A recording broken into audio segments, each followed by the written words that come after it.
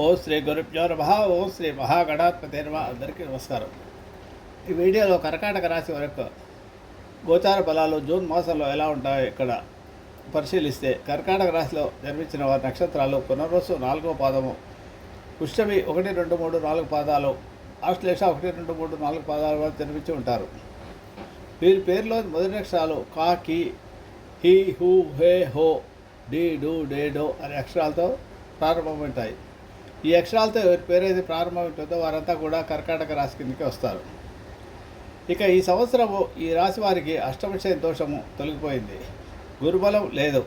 గురువు ఏ స్థానంలో సంచారం ఈ సంవత్సరం 15 మే నుంచి. అష్టమరాహు దోషం ప్రారంభం అయింది. దాదాపు 3 నెలలు ఈ రాహు ప్రభావం ఉంటుంది మీ పైన. ఈ జూన్ నెలలో కర్కాటక రాశి వారికి లగ్నంలో కుజుడు, ద్వితీయ స్థానమైన సింహరాశిలో కేతువు, అష్టమ స్థానమైన కుంభరాశిలో రాహు, భాగ్యస్థానమైన మేషరాశిలో శని, దశమస్థానమైన మేషరాశిలో శుక్రుడు, లాభస్థానమైన వృషభ రాశిలో రవి, బుధులు, ఏ స్థానంలో అనగా మిథునరాశిలో గురు సంచారం చేస్తున్నారు. అన్ని రంగాల వారికి అనుకూలంగా ఉంటుందని చెప్పవచ్చు. ఒక రకంగా ద్వితీయార్థంలో అనుకూలం తక్కువగా ఉంటుంది. చేసే ప్రయత్నాలకు ఆటంకాలు, బంధుమిత్రాలతో విరోధాలు, సంతానం వల్ల కొంత ఇబ్బందులు ఏర్పడే అవకాశాలు ఉంటాయి. ప్రయాణాలు చేస్తే కొంత ప్రయాణాల్లో ఇబ్బందులు ఉంటాయి కాబట్టి జాగ్రత్తగా ఉండడం మంచిది. ప్రయాణాల్లో మీ వస్తువులు జాగ్రత్తగా కాపాడుకోండి. మొబైల్ వాటి అన్నింటినీ కూడా మర్చిపోకుండా మీరు ప్రయాణం చేసిన తర్వాత చూసుకోండి. ఈ వస్తువులను ఆందోళన కలిగించే సంఘటనలు జరిగే అవకాశాలు ఉంటాయి కాబట్టి ప్రయాణాలు చేసేటప్పుడు అనుకూల సమయాలు మాత్రమే ఎన్నుకోండి.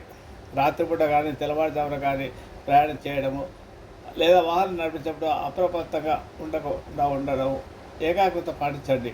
దానివల్ల ఇబ్బందులు రాకుండా ఉంటాయి.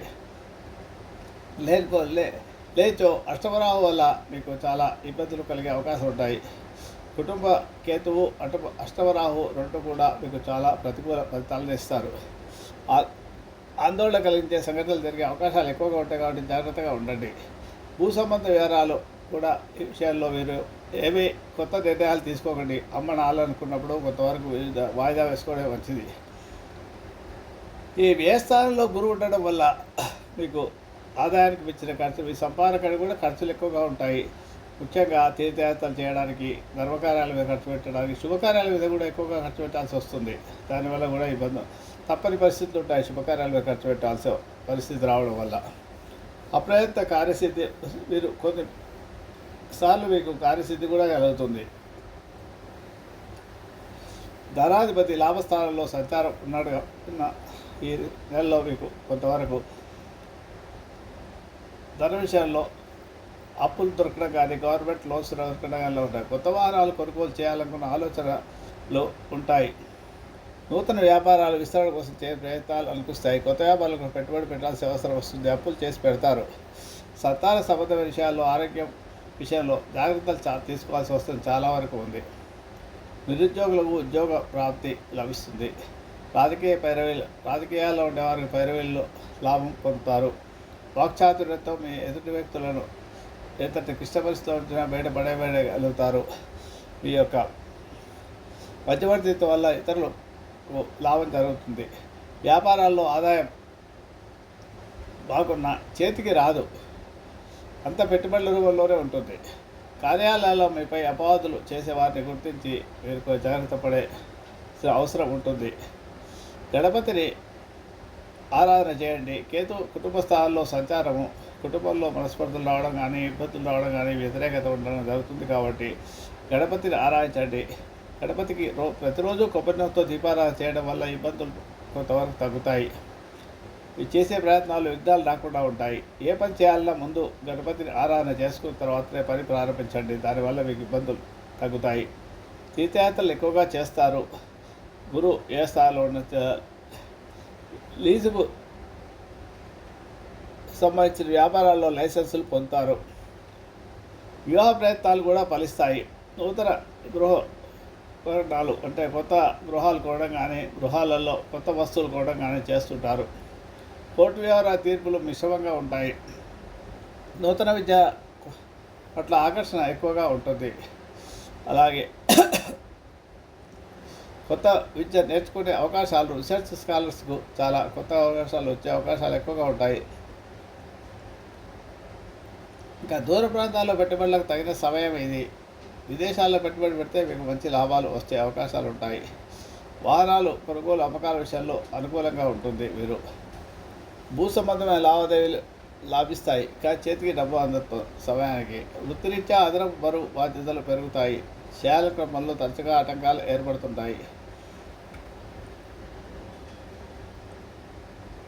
ఈ పిల్లల విషయాల్లో అతి ప్రేమ గారాబం పనికిరాదు. క్రమశిక్షణను నేర్పించండి. వాళ్ళ మీద ఒక దృష్టి కనివేసి ఉంచండి. వాళ్ళ వ్యవహారాల్లో వ్యవసాయంలో ఉన్న వారికి ప్రకృతి విపరీతాల వల్ల కొంత నష్టం జరిగే అవకాశాలు కూడా ఉంటాయి. ఈ నెలలో అనుకూల దినాలు 5, 12, 14, 21, 23, 27. ప్రతికూల దినాలు 2, 7, 10, 17, 19, 25, 30. ఈ రోజుల్లో ప్రయాణాలు పెట్టుకోకండి. ప్రతిరోజు సుబ్రహ్మణ్య అష్టకం పఠించండి. గోమతి చక్రాలతో లక్ష్మీదేవిని అష్టోత్తరాన్ని చదువుతూ అమ్మవారిని పూజ చేయండి. లేదా బిల్వపత్రం చేతిలో పెట్టుకొని లక్ష్మీ అష్టోత్తరనామ స్తోత్రం చేసినా సరే, బిల్వపత్రం కింద కూర్చొని అమ్మవారిని దర్శించినా సరే మీకు డబ్బు విషయంలో ఇబ్బందులు రాకుండా ఉంటాయి. లేదా మృత్యుంజయ మహామంత్రాన్ని ప్రతిరోజు 27 సార్లు జపం చేసుకోవడం వల్ల మీకు లిక్విడ్ క్యాష్లో ఇబ్బందులు రాకుండా ఉంటాయి. సర్పదోష నివారణకు సర్పసూక్తం పారాయణ చేయండి. వీలైతే వినండి, చేయలేకపోతే వినండి. ఇంట్లో వ్యాపార ప్రదేశాల్లో ధూపం వేస్తుండండి. ప్రతిరోజు నరదృష్టి తొలుగుతుంది. పక్షులకు నీళ్లు పెట్టడం వల్ల కూడా మీకు సమయానికి చేతికి అన్ని రకాల సదుపాయాలు లభిస్తాయి. ప్రతిరోజు శ్రీ వేద దక్షిణామూర్తి అష్టకం కానీ పాటించడం వల్ల మీకు రావి చెట్టు రక్షణ చేయడం వల్ల ధన విషయంలో ఇబ్బందులు తగ్గుతాయి. గణపతికి కుబేర దీపారాధన చేయడము, సుబ్రహ్మణ్య కరావళ వస్తువుతో పారాయణ చేసుకోవడం లేదా హనుమాన్ చాలీసా పారాయణ చేసుకోవడం వల్ల కొంత ఇబ్బందులు తగ్గుతాయి. శుభమస్తు.